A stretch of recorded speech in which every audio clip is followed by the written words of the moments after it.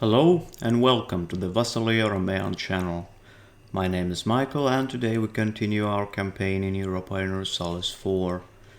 This is our vanilla playthrough and we are still playing as Muscovy, or as it is right now, Russia. In the last episode we went to war against the Golden Horde, or rather what's left of it, Great Horde. We crushed them completely, we destroyed their armies, but unfortunately these two states, Astrakhan and Lower Don, as well as province of Yekaterinoslav, and also province of Bulgar, that was all we could take. That was 100% war score, and we couldn't do much more with this. And we can't really choose break, because if we do, there will be a coalition of all of these Muslim powers against us, and that's just not something we would like to do right now. Instead, we shall simply start coring these lands and start slowly incorporating them into our territories. Let us also revoke development from Yelets. Okay, we probably should not culturally convert anything anywhere for now, because we have a certain lack of diplomatic power, so we might wanna exploit development in non-Russian provinces, but apart from that, nothing else. Well, we can start converting them, but that again is somewhat problematic because it still takes a lot of time without the edict for conversions. There are rebellions that can happen in Astrakhan. We thankfully have an army here. Let's send these guys to Ishkar and let's see if we can merge them. And okay, so now our army limit is a lot higher, so we can actually create a third army of this size: 21, 6 and 3. Can we hire any cavalry unit, or rather Cossacks? Yeah, we can hire one here, and then 21 like this, and we have one gun that is over the limit. Let's send them to Yaroslav. Probably that will be our fourth army. And we also should probably focus the diplomatic power right now, because we don't quite have enough of those points.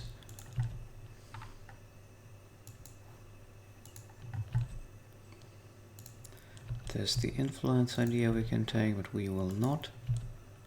And apart from that, there's also colonialism, which is slowly spreading. We shall wait until it is present in our capital state, because we have the knowledge sharing agreement. But once it's there, we shall simply accept it. Okay, now this army we shall split in two, because it's just too big to be supplied in one province.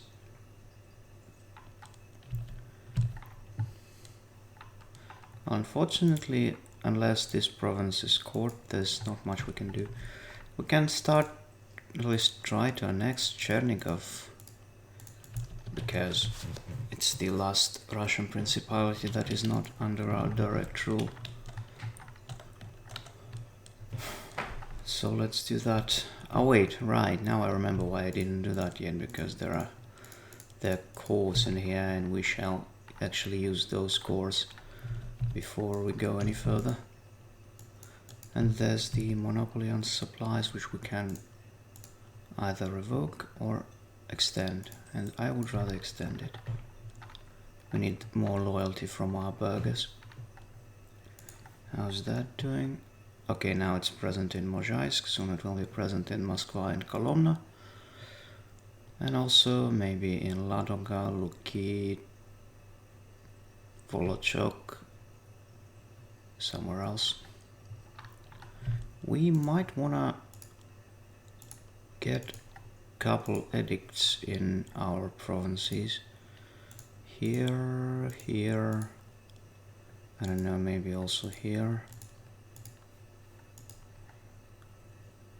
Wouldn't work here though, but here, for example, in Novgorod, it might help. And let's see if we can... Okay, we already have John Climacus, then there's not much more we can do about it. Now let's just wait until we get the spread of this thing all across our country. It will be in Karelia pretty soon. Then there's the revolt of those Astrahani Tatars. We shall crush them. And we also core this province, which will allow us to finally... Oh, we can only core the adjacent provinces. Would you look at that? This is ridiculous if you ask me. Okay, we can also core Yekaterina, or shall we? Or should we instead release Crimea? Huh. I don't know, maybe we should indeed release Crimea instead. Let's come here and... Yeah. Protestant faith? Really? Most of their development is Protestant. Haha, that's funny. And they aren't... Oh my lord, not only that, they are a duchy, not a horde. Protestant duchy. Oh my, that's funny. That truly is funny, but I'm okay with that. Anyway, let's see how this goes. Okay, it will be in Moscow pretty damn soon. Also, it shall be present in Karelia sooner rather than later. Go to speed 5, why not? Can we core anything else? Not really. It won't be cored unless it's adjacent. And now it's about Kolomna. Once Kolomna is done, everything else will be done as well. Now let's actually wait until we have the institution in all the provinces which we have the edict in. And those are basically these. Okay, we can revoke the edict from here. There we go. Royal marriage. Okay. It's not like I'm against it or something. It's just weird that not only you are not Muslim, but you're also not a horde. Okay, so... Natural scientist.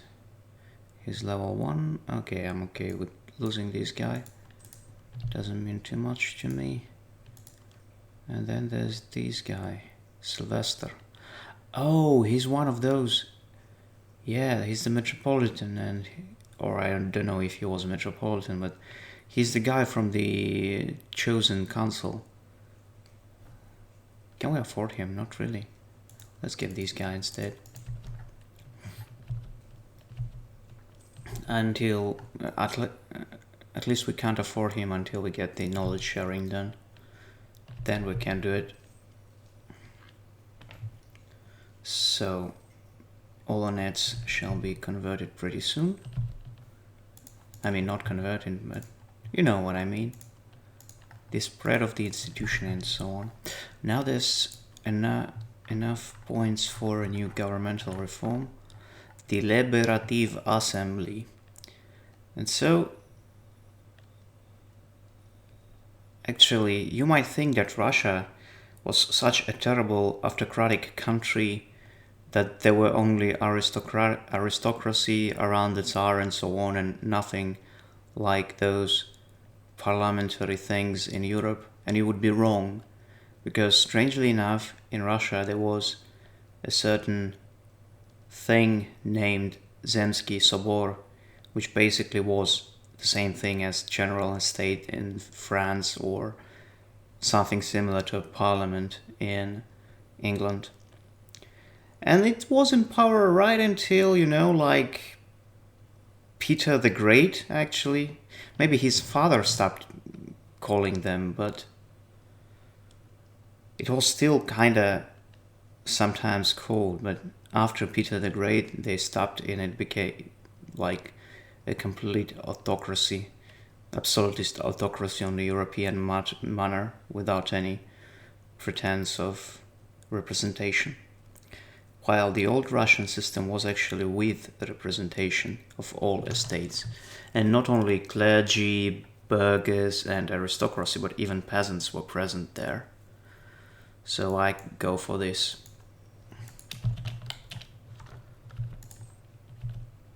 If anything, Peter the Great being complimented for his reforms and for his progressiveness and so on, if anything, what he brought to Russia was real autocracy. What he brought to Russia was, like, especially after him, was the strengthening of the good old serfdom and so on. Because before him, it wasn't that terrible in terms of autocracy.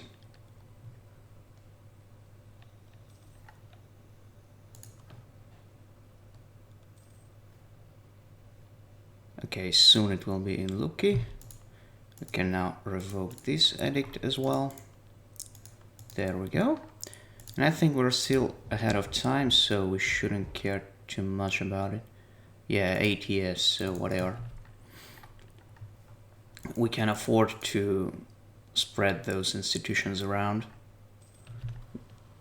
There's another vote, this time in here, Ust-Medveditskaya. There we go.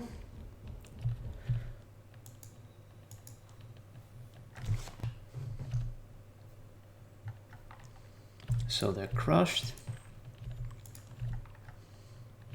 Religious devotion. The fires of the faith are strong in our Sardim. Every day people are flocking to join or in some way support our missionaries as they seek to encourage an orthodox way of life throughout our lands. Stability for free. Always welcome. Now, so the cores are being slowly done. Now we can court Tsaritsyn. And soon also Manich.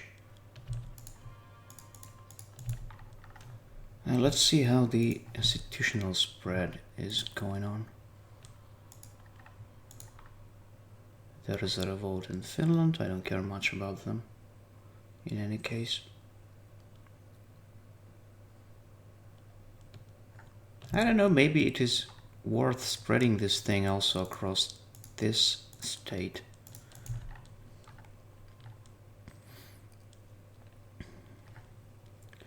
Oh no, we don't have enough to deal with all of those great projects right now.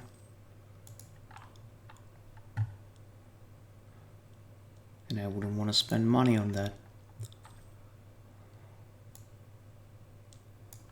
Okay, and what's this? Okay, a general died, it would appear. Oh, now there's a new institution. Would you look at that? We can also invest some of our points into these provinces. Should help with spreading the stuff. Also, Circassia isn't yet our vassal. Let's improve our relationships with them. And there are riots, but we can give in to their demands. I'm okay with that. Oh, come on. Go to Kasimov if you can't stay here. Okay, so 53, 90, 65, 91. Okay, it's spreading pretty damn fast in Tver. A bit slower in all the other provinces, but it's still spread pretty fast. Okay, and we are getting a lot of money. Unfortunately, we are losing quite a lot due to the very annoying corruption spending, but what can you do? We can't core those provinces quite right away. Now, okay, so the Poles are doing the thing against those Germans. They decided to completely destroy them. Novgorod, no edict. How expensive it will be? 1,000. Still 1,000. Okay. This stuff is pretty expensive, I have to tell you. The treasury reform and the abolition of Kremlinian system. Some of the most important Russian reforms of government were instituted by Ivan IV. Ivan built on the works of Ivan III, bound the pomestier class, so basically the dvoryane, even closer to the monarchy. He also created the separate chamber of finance directly at his disposal, which provided a certain efficiency in the in and outflow of cash, the abolition of Kremlinian system, a payment system for provincial administrators, where salaries were paid in natura directly from the hands of the peasants, and the redressing of the provincial administration organization made the monarchy much more efficient and powerful. Unfortunately for Russia, these reforms were not enough to hold the state afloat after the costly, disastrous Livonian Wars at the end of Ivan IV's reign. But there is no such war, so whatever. Let us reform them both. We'll lose some admin, but I'm ready to do that. Do we need prestige? I would rather get some money. Okay, so 61, 73, 50. I mean, I would really like to get the institutions for their cheaper cost rather than going all in and taking it at full cost. Since we have enough military power, we can actually invest into our provinces here and there. 81, 57, 59, 83, so it's 2% a month, which is good. There we go. It's actually being spread pretty fast in all the other provinces as well, not just in Tver.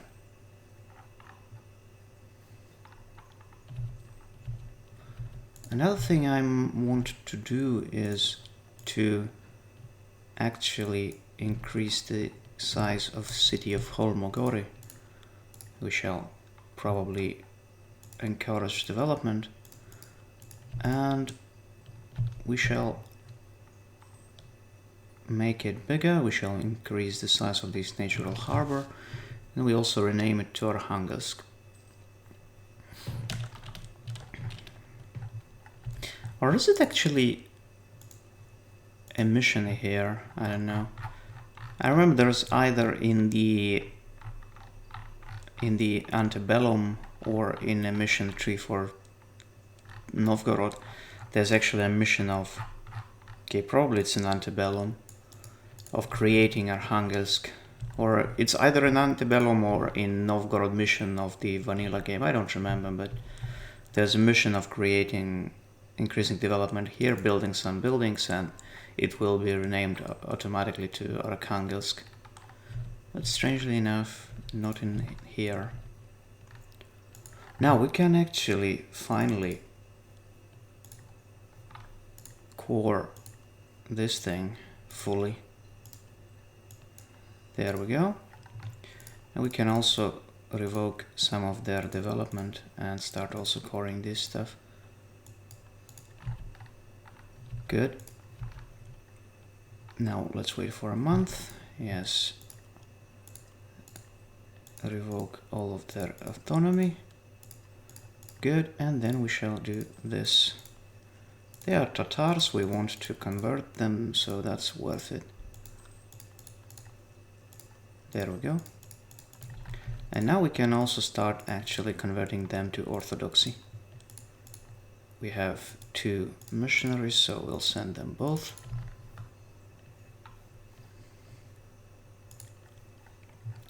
Disagreeing advisor. Okay, I would rather get some admin. Okay, colonialism is spreading slowly. And it's actually pretty damn expensive to convert this thing. Or to not convert, to develop. It's 6 points for 1 click of development. Damn. Man, that's a lot of money. And Great Britain is the most powerful in White Sea. Interesting. Not us, but Britain. Imagine that. Okay, let's invest some of our points in here. We might want to invest these to say bring it to 10.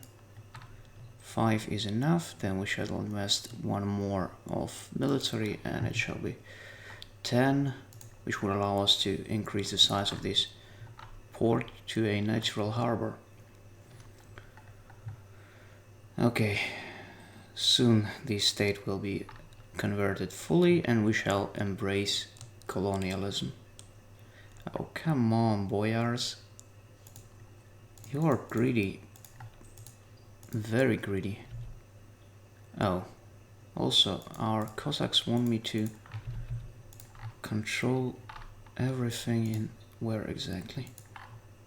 Which provinces? Oh, all of these, I see. Do we have peace treaties with whom? And Jam? Great Horde.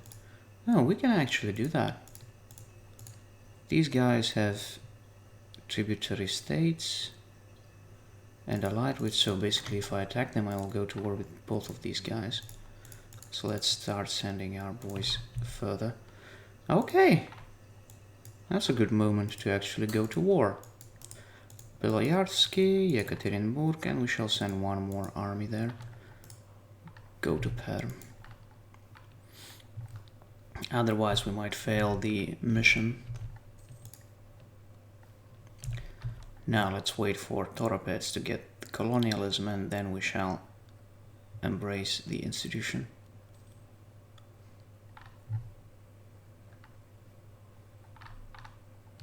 Okay, so it's still too huge of a number to be supported in a single province.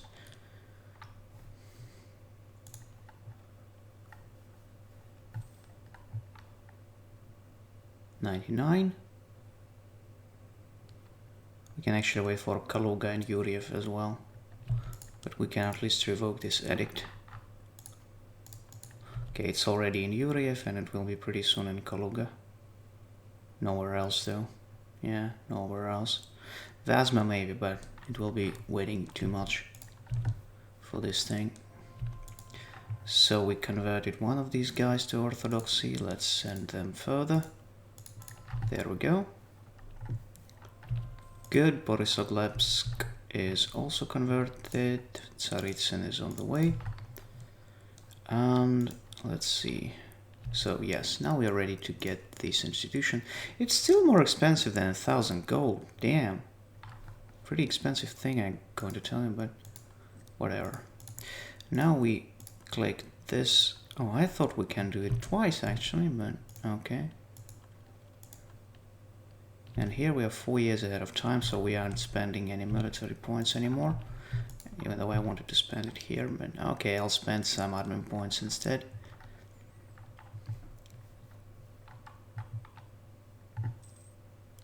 $71, damn.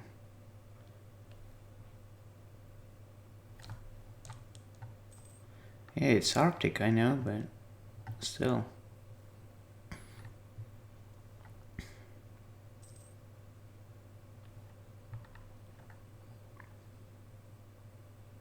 Come on. Okay, now we can do it. 10. Increase this to a natural harbor. And we can even build a... I don't know. Let's build a workshop. Good. And now we are in control of 49% of the trade in this node. I wonder who is the biggest power now. We are the biggest power. Yay for us, I guess. Okay, anyway, now we can go against these guys. Great. Oh, that was put us at war with Great Horde. That's actually great.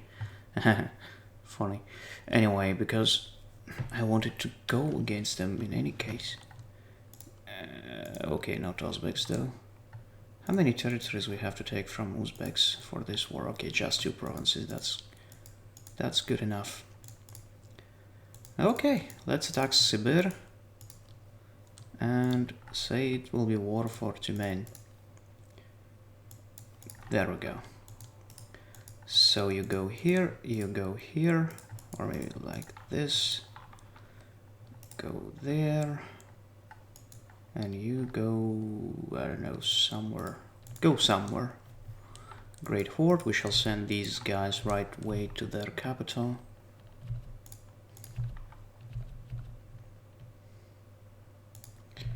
Okay.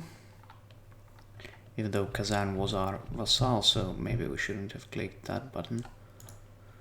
When it comes to this... Yeah, I would rather get that. Maybe we shall find an advisor to get rid of this stuff, but... Oh, and there is one. Great. Oh.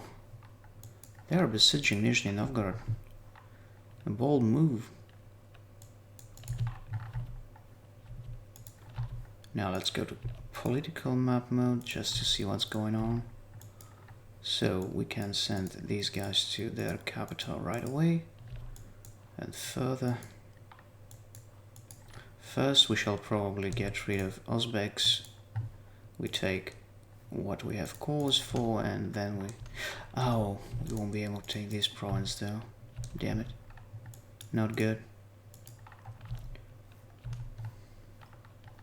Okay, at least we... Oh my, that was a stock wipe. Cool. Siege of 2 men is over. Great.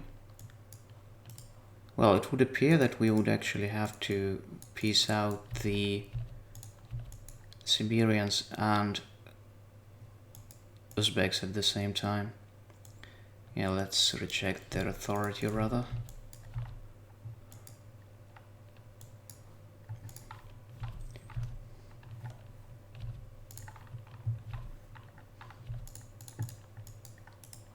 Split in 2, Saratov, Etkara, and there we go. You can go to here, and then we shall attack this army from 2 directions.